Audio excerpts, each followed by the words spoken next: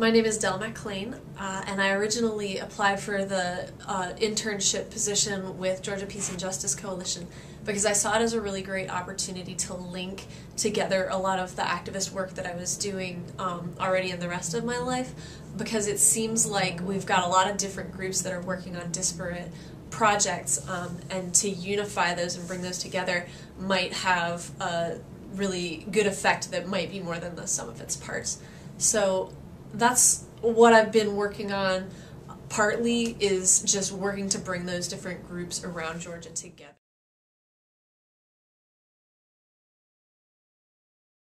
One of the first things that I did as part of the internship was put together this legislative platform for GPJC, or for the Georgia Peace and Justice Coalition.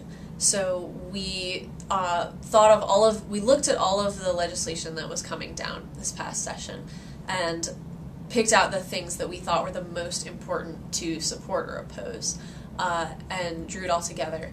And that work ended up having a lot of really awful anti-immigration legislation that we felt that we needed to oppose. So HB 87, which is the Show Me Your Papers bill, where police are required to check your immigration status if they develop a reasonable suspicion that you might be an undocumented immigrant. So that was one of the big ones that we felt that we needed to oppose. We also have been working hard on the Parent and Student Privacy Act, which is HB 567 in this past session, and that was a bill that would allow students to opt out of having their information automatically sent to military recruiters. So it would just require schools to send home a notification with kids that your information would be sent to military recruiters if you don't opt out, and that same form would provide a little box to opt out of having that information sent. So simple little bill, and we have high hopes for it passing next legislative session.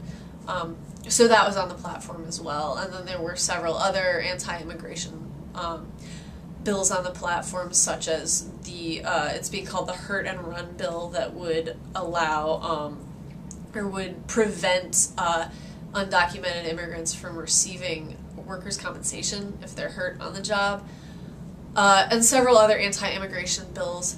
And then the last part of the platform was the cuts to the Hope Scholarship and the cuts to education, so which unfortunately did just pass in this past legislative session. So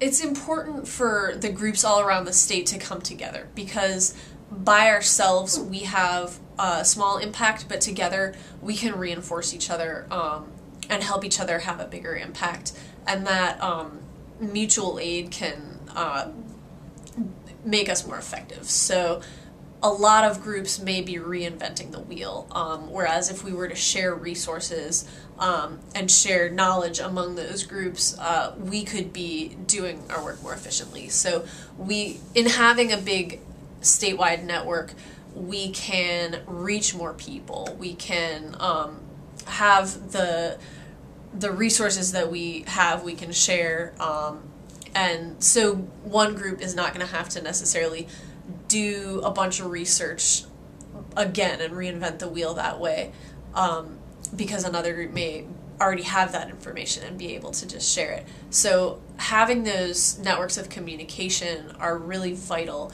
for being able to be successful in